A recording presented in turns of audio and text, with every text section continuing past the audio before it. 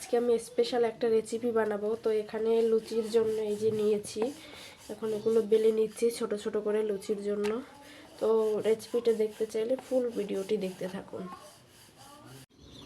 এখানে আমার লুচিগুলো বেলা শেষ, এখন আমি ভেজে নেব। আর এখানে এই যে দেখো আলু সিদ্ধ দিয়ে দিয়েছি। তো এখন তোমরা বুঝতেই পারছো কি বানাতে চলেছি, চলো।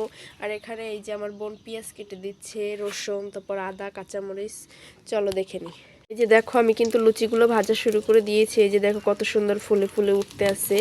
আর এই যে আমার বোন এখানে সব কিছু গুছাচ্ছে।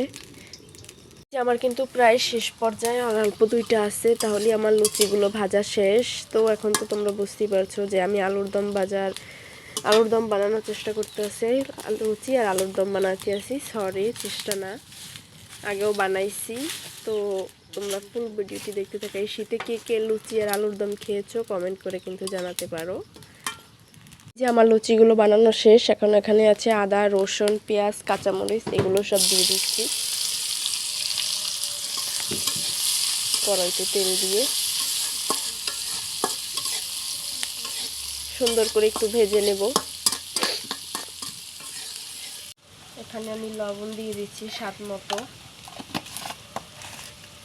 তো একটু পুড়ে যাচ্ছে, এর জন্য পানি দিলাম।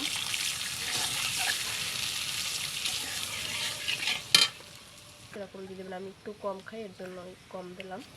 হলুদের গুঁড়ো দিয়ে দিচ্ছি, আপনাদের পরিমাণ মতো আপনারা নেবেন। এখানে জিরের গুঁড়ো দিয়ে দিচ্ছি,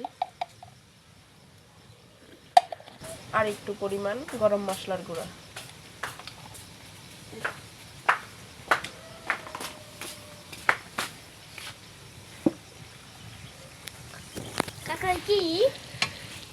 তুমি যে আলুর দম খাবা, আলুর দম আর লুচি।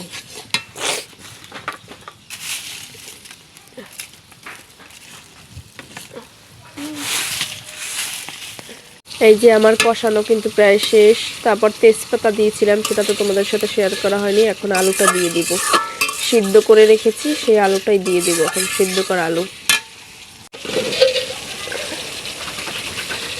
এই যে এখন সিদ্ধ করা আলুটা দিয়ে একটু নেড়ে চেড়ে কষিয়ে নেব। এখানে দারুচিনি এলাচটা দিয়ে দিতে আসি। এই যে আলুটা কিন্তু আমার প্রায় কষানো শেষ, এখন হালকা একটু পানি দিয়ে দিব। অনেকে দেয়, আবার আমি একটু দিলাম, অনেকে দেয় না।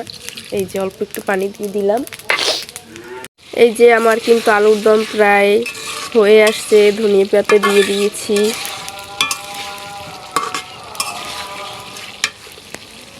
এই যে আমার আলুর দম আর লুচির ফাইনাল লুক।